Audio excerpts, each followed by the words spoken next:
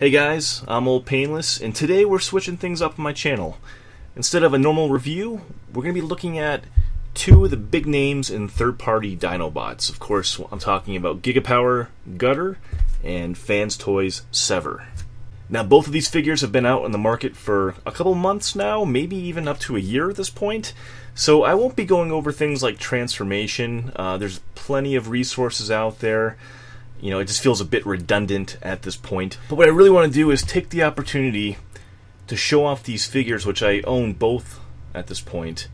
Neither are loaners, so I've invested into both of these companies and try to give you an unbiased view as to maybe which fits better in my collection, what suits my tastes, my needs for a masterpiece shelf, and maybe give you some insight as to what might be a better option, for your collecting needs. Now, right off the bat, we're going to be addressing aesthetics, articulation, scale. I'll bring an assortment of masterpiece figures, third-party and official, to kind of get you a better idea. And then we'll break them down into their Dinobot modes, and we'll kind of see how they stack up as well. So right off the bat, I do want to point out there's a couple variations of both of these figures. Two for Gigapower, and maybe four, maybe up to five for Fanstoys. Not entirely sure. Don't quote me on that. But Gigapower here is the basic metallic run that came out first. There's also a chrome edition of this figure, which I have my eye on.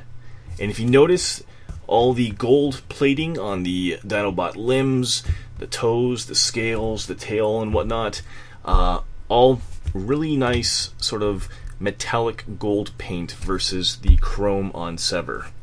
So again, there is a variation of this.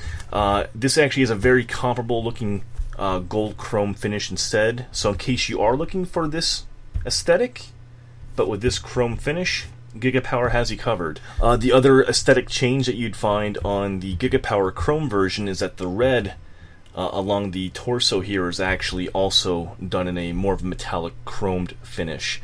Other than that, though, it's fairly similar. There are some changes in the hips and whatnot. We'll kind of touch on that in a little bit here. In terms of Fanstoys, I don't know every single option, but they have pretty much covered every base possible. This is the base model, which comes with chrome by default, and all their versions do have chrome as well.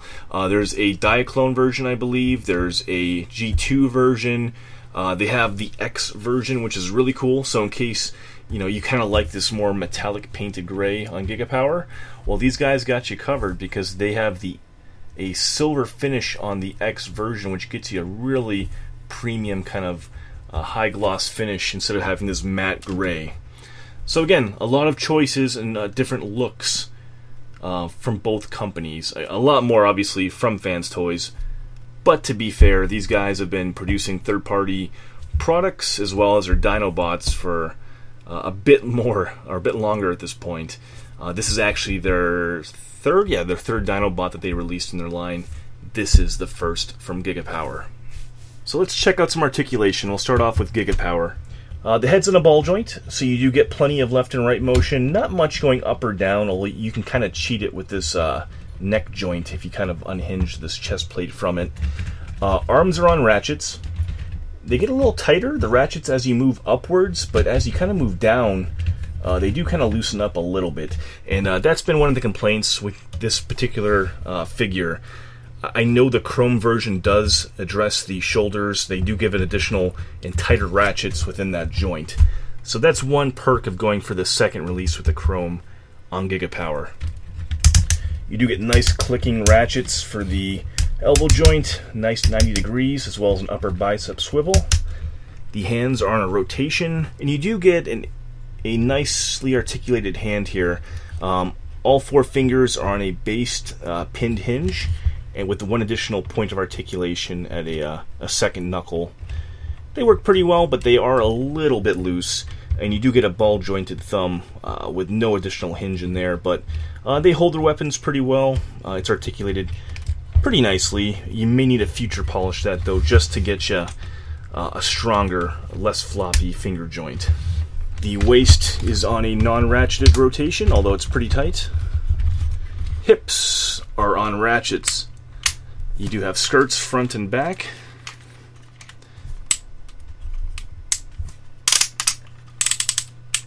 They move back and forth pretty well. These are actually the replacement hips. So another key point here, if you are buying a first run of Gigapower in metallic, depending where you're buying from, you may need to actually get replacement hips on these, because that was a big issue. Gigapower actually was fantastic though with their customer support, and they got replacement hips out to their different retailers and out to their actual customers to address the problem. The main issue was that the outward ratchet was too loose and the legs would splay outwards. And people were actually having broken hips internally. So that was a big problem. Again, the replacement hips totally addressed this, and instead we're getting these really super tight hip ratchets now. So basically it's all resolved. You do want to be aware, though, that even with the replacement hips, there is some play between the forward and backwards motion here. So as you can see, the teeth aren't really gripping it, so you kind of get a backwards lean, or you can kind of click it forward and get a slightly forward lean, which actually, even though the hips are pointed forward, it actually causes the upper body to sort of sit upright. So just be aware, there is a little bit of floppiness in the hips even with the replacements, but they completely resolve that issue with the leg splaying and breaking. So good stuff. We do get a thigh rotation. Super nice ratcheted knees for 90 degrees, which is pretty impressive for a big bot like that. There we go.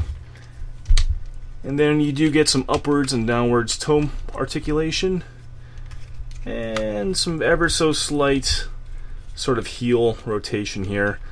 More of an artificial joint, doesn't really do too much.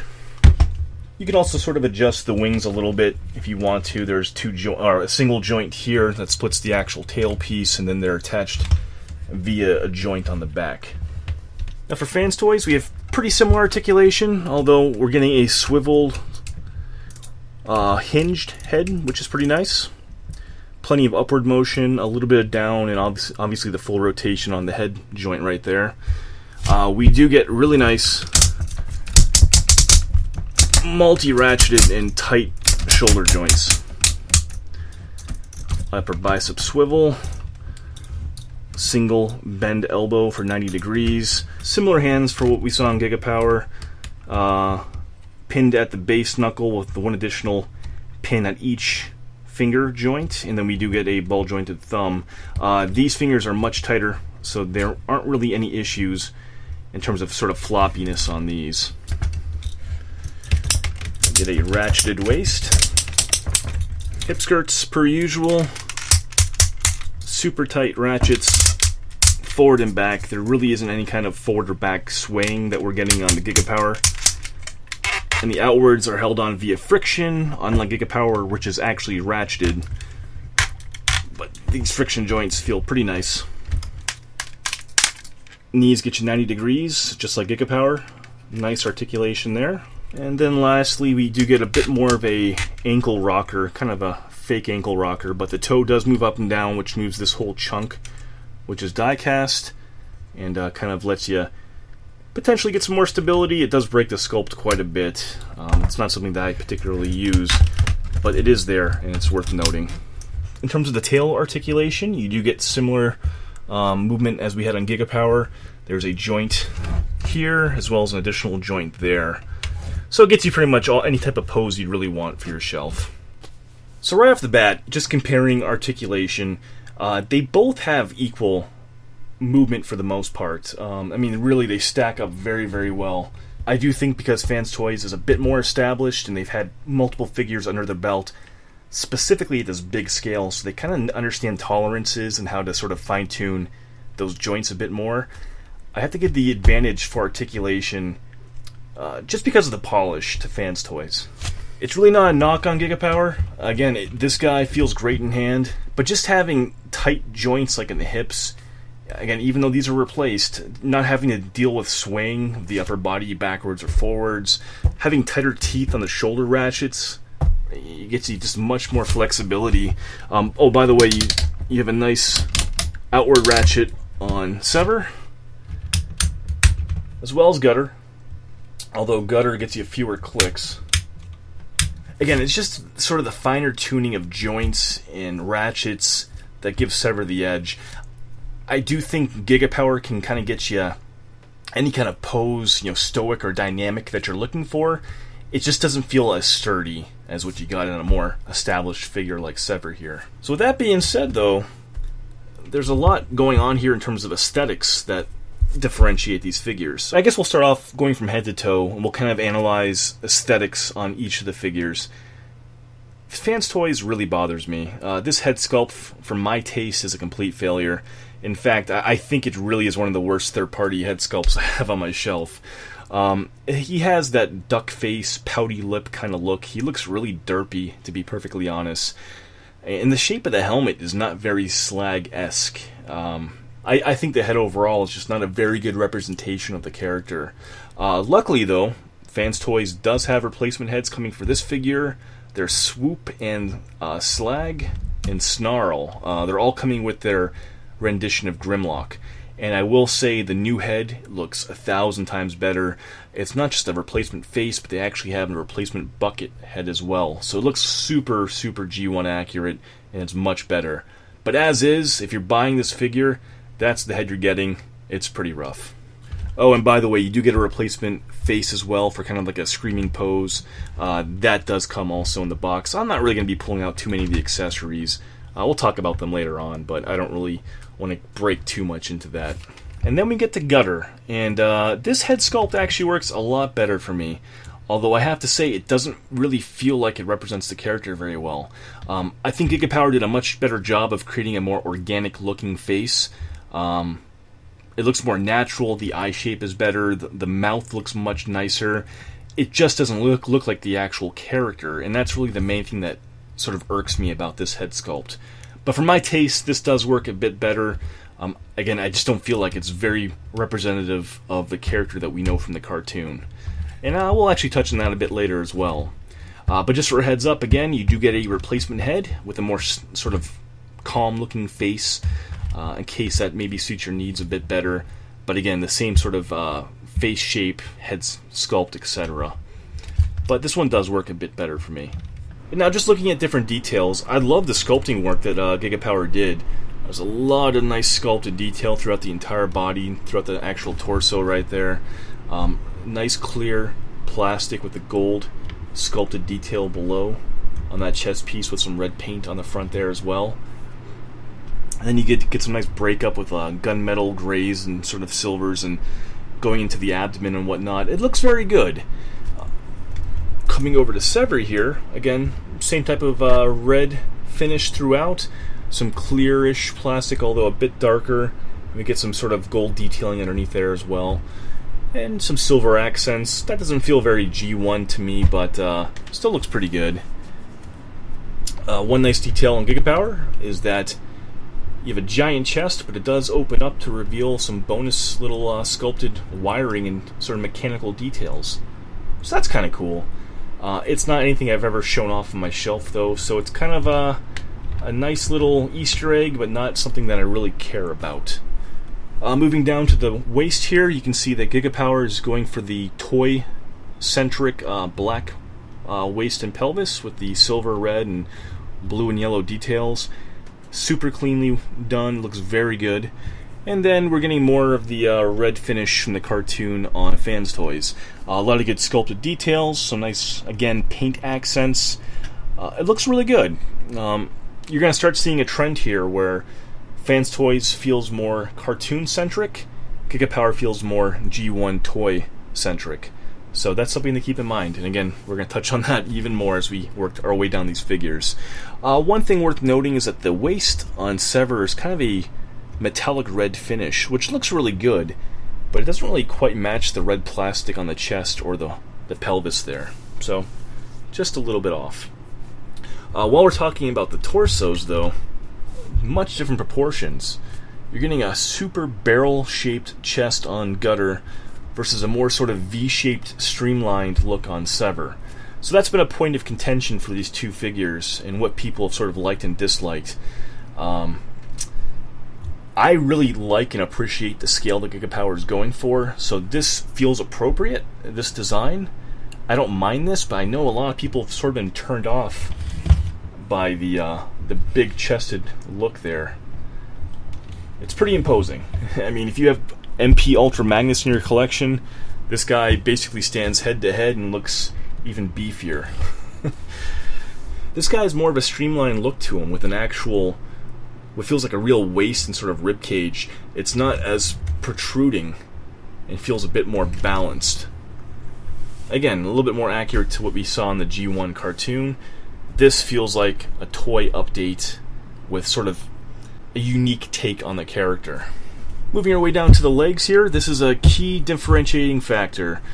G1 toy aesthetic. We have the Dinobot legs here on the outside of the lower calf, which looks cool. I dig it. It has that nice metallic gold or chrome, depending on the version you have. Has some nice clear plastic translucence on the joint right there, which makes it pop. Some really nice black and red painted detailing. It's super crisp, and we even get some like red and blue sort of wiring details and stuff going on the outside of the leg. So very G1 toy centric here. It definitely adds to the bulk and look to this figure. That may not be a look that you're going for, though. If you're looking for more of that cartoon aesthetic, well, Sever here has the Dinobot leg completely hidden on the interior of the lower leg, as well as the Dinobot head. So super clean, very well done. And you do get that same type of detailing that we saw in Guttur with that darker gray, red, and blue sort of wiring and stuff going on, and different sort of pistons and stuff like that. A lot of detail went to both of these figures. I mean, you can see all the little rivets and stuff on both of the figures. Super well done. Just different aesthetics and approaches to the character. And here's our money shot for scale. So we have MP10 Optimus, we have Ultra Magnus, we have a Prowl and Bumblebee. So you can see how big both of these Dinobots really are. And hopefully that gets you a better idea of what you're looking for in terms of scale for your collection. I think both work exceptionally well for an MP shelf. As long as your Dinobot is taller than Optimus, that's obviously a good place to start. In terms of what you're putting on your shelf, I initially liked Gigapower scale because I wanted my Dinobots to see eye to eye with Magnus. So this actually works really well between these two figures, where Ultra Magnus kind of dwarfs Fanstoys version right there. My collection's evolving a bit, though, where I'm actually putting Magnus into a Season 3 shelf. He's actually not even going to be with any Dinobots at this point. So it's kind of that in terms of scaling, that's sort of a moot point for me, but really is going to come down to what you want on your shelf. I think either way, both of these options work exceptionally well. In terms of sort of accuracy, that's a really tough call, because if you look at the different charts for like the Sunbow, like Holy Grail scale chart, or if you look at different screen caps from the cartoon, I mean, we've seen representations of Optimus being, you know, up to the chest on a Dinobot before, or like to like the nipple on a Dinobot before. Both scales have been represented in the cartoon, so it's really tough to say, you know, what is more, you know, accurate. Both can work for you. But hopefully that gives you a better idea of scale of what you're looking for a Dinobot on a Masterpiece shelf. So with that being said, guys, we've checked out both robot forms for these figures. I want to actually get these guys into their Stegosaurus so we can actually check out the money shot, their actual Dinobot modes, and see how they stack up with each other. So give me a second, I will be right back. And here we have our Dinobots in all their majestic glory. We have Gigapower Guttur and Fanstoys Sever.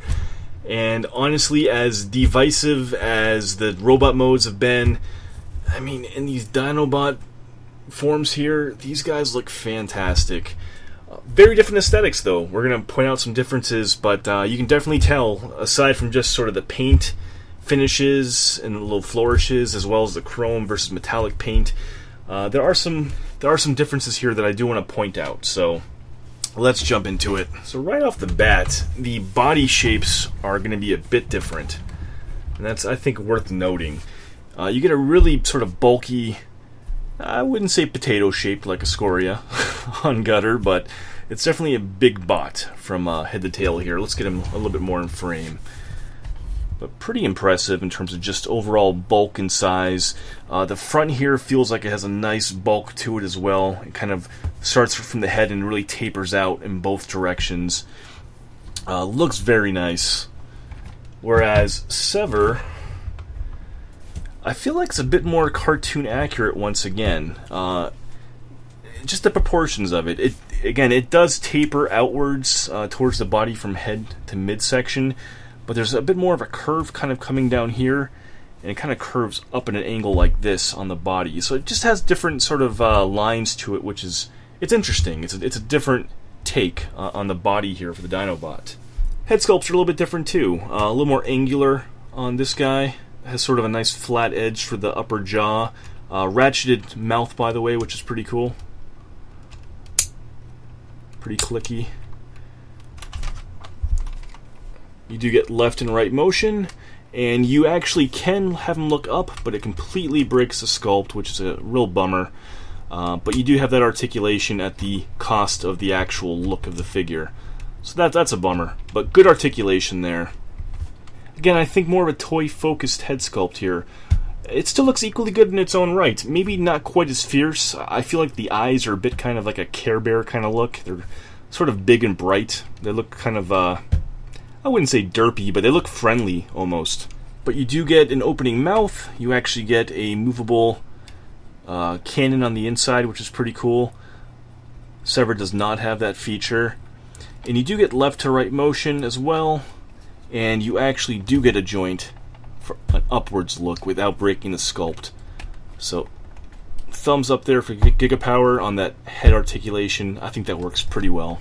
In terms of leg design, just friction joints. They do have ratchets though on the front of the leg, and you do have ratchets on the ankles, as well as a pivot for the front feet, as well as a pivot here for the toe. So very nicely done. And the back hips do move. You do get an upper thigh swivel. You get a knee bend that's fairly low on the leg. It looks a little bit out of proportion because of these massive forearms on the dino or on the robot form, but they work pretty well. Die-cast feet, by the way, and they do have an ankle rocker and a knee bend as well. And these are ratcheted, but you have that same issue of inconsistent, not well toleranced hips here, which can kind of be a bummer. The tail does articulate. It has a slight move back and forth. Not much motion, nothing upwards or downwards. But overall, I think he poses pretty well on a shelf. Although you can see he kind of falls back a bit if you're not careful with those rear legs. And checking out Sever. Same kind of friction joint on the front arm. Not really, it's tight. Almost a little bit too tight. That's one of Fanstoys' issues, I think, where they have friction joints that just aren't toleranced quite well enough, and they kind of have that scary plastic rubbing sound. But you do get an upper swivel there, which is not present on Guttur. You have a nice ratcheted joint there. No ratchet on the feet, although they do move, and they do have rockers, and there is die-cast here as well. It is interesting to note that the die-cast on the feet, on the metal, is actually different on the die-cast on the actual arms. It doesn't really match up super well. I mean, it looks pretty good, but more of an orange tint on the die-cast, where it's more of a golden yellow on the plastic. So worth noting.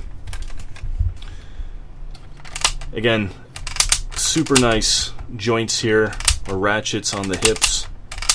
Really well, you actually do get a bit of a swivel. It wouldn't really look like it the way that these panels fold in, but they do rotate. You get a non-ratcheted knee, a longer leg here, which I think actually looks a little bit nicer. And then this ankle's a bit odd.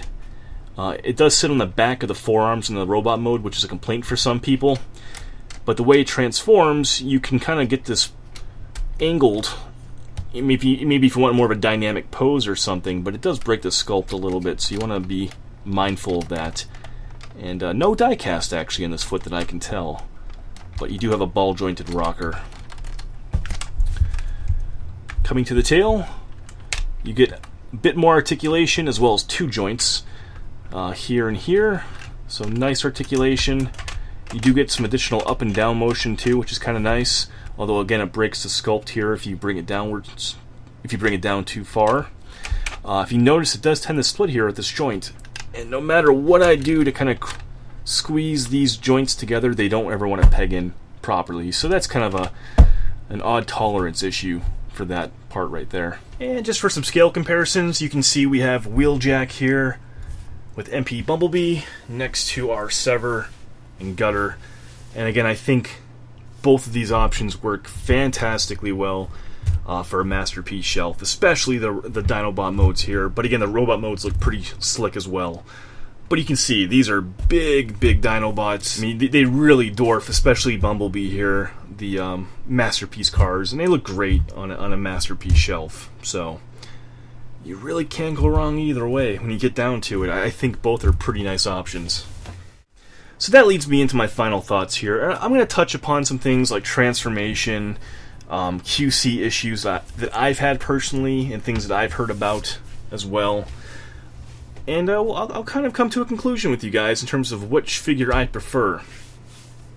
So, right off the bat, Gigapower was the first Dinobot that I ever bought for my collection. I love the scale. I love the updated sort of look and G1 toy influences that we see on this figure right here.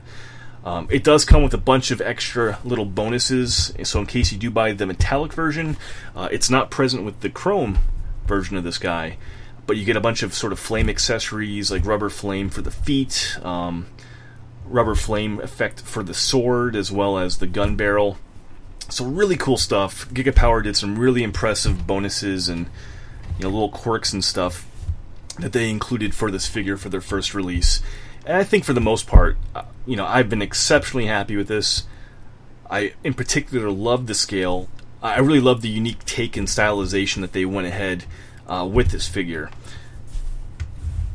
This is actually a recent addition to my shelf. I ended up buying Stomp from this company. I was never really blown away by the look of this guy, I'll be perfectly honest. But I was blown away by Stomp, and I'd already had bought Soar, their Swoop rendition. So I got this guy in a good sale price. I just figured I'd check it out and see which one I liked actually, firsthand. And I'm glad I bought him. This guy really has impressed me. When you get down to it, I think that Fanstoys really shows off that they know how to make a proper masterpiece figure. Not to say that Gigapower does not know how to do the same. I think this is a fantastic first entry, and I think if stacked up from like a first entry from this company, this really would be sort of neck and neck. But the polish that Fanstoys brings to their third iteration of a Dinobot of this scale, this magnitude, not to mention they had things like Quake Wave and stuff under the belt, it's not their first trip to the rodeo, and they definitely understand a few things about joint tolerances, weight distribution, making sure things like hip joints and fingers and stuff all function properly. You can argue aesthetics all day. Whether you want cartoon-centric or toy-centric, or if you feel like this is a better representation or this is a better representation. I mean, you're getting a quality figure no matter what. But when you get down to it, it's really clear that Fanstoys just knows how to handle the little details, which, for me, are really important, especially when dealing with these bigger-sized, bigger-scaled, heftier, weightier figures, figures that are going to require those tighter joints for like hips and whatnot. It just feels like a more polished product when you get down to it.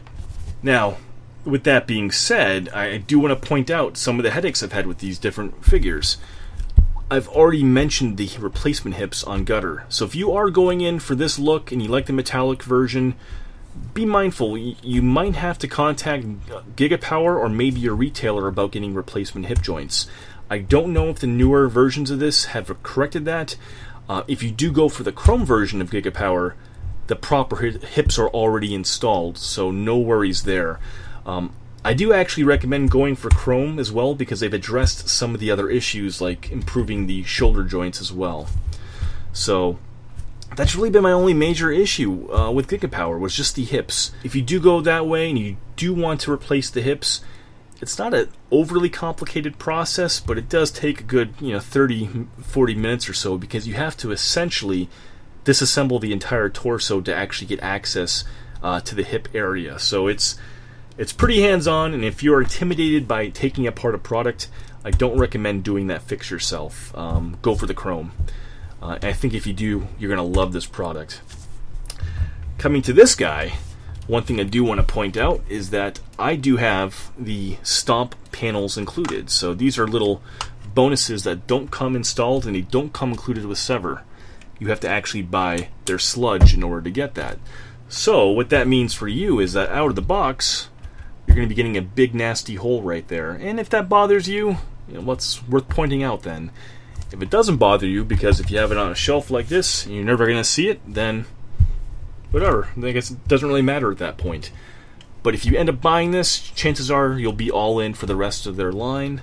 You'll get these by default anyway. These work exceptionally well. They don't really screw in super well, at least on my version, but they're very secure. And it's a very easy fix. And I just mentioned that you'll probably be all in for the rest of these bots. Well, the good news is that if you do go Fanstoys, you already have access to 4 of their 5 Dinobots that have been released, with their Grimlock coming out by the end of the year, supposedly. That's on the radar. The final has been shown at TFCon and some other conventions and stuff. So if you do like this look, and you prefer that cartoon sort of centric stylizing, and you want to go this route, well, if you have $1,000, give or take, depending on where you're buying from, you can get this entire set basically completed by the end of the year. If you prefer this look and you like Gigapower, well, the good news is that their second figure is coming out within the next month to 2 months. Supposedly that's at least the rumored release date. We've seen a lot of finalized photos and whatnot of that guy. He looks fantastic. He maintains that same big boy, giant scale G1 look that we have on him, on Guttur here. So they're definitely continuing the trend. They're just really slow to get these figures out the gate. So if you're patient and you like this look, they're coming. And we have seen prototypes, at least of their sludge. We've seen some line work drawings of their swoop. Nothing really from their Grimlock yet, but at least 2 other figures are in the pipeline for Gigapower. Fingers crossed that we get those in the near future, but as it stands, rumor has it we should be getting their second figure within the next month to 2 months, and they are aiming supposedly to get their third figure out by the end of the year. So again, if you are the patient type and you like this look, well, the good news is that they should be coming. Just have some patience and maybe save up some cash. So guys, that about wraps it up for my Snarl comparison here. I hope this was informative. I think the bottom line here is that we're at a really awesome time to be collecting Transformers. If you sort of collect outside the realm of just official, there's a hell of a lot of really good stuff coming from third party. You really can't go wrong with either of these choices. What I'm ending up doing here, to be completely honest with you guys, this is my third figure from this line now. I'm all in. I'm going to go Fanstoys. I'm going this look. I'm getting their Perfect Fusion replacement for Scoria, and I'll be getting their Grinder by the end of the year. So that will complete my Dinobot official set for me. Where does that leave Gigapower with me? I love this figure. I'm going to be completely honest though, I'm selling this guy. And not because my dislike for him, it's because I want the chrome. And I can't rationalize having 3 of these Dinobots on my shelf. So this guy is being sold, and chrome, hopefully if I can find one, is on the way. And I will definitely be checking out their next release or 2. I'm not giving up on this company. I think they're fantastic, and there's a lot of really good things here.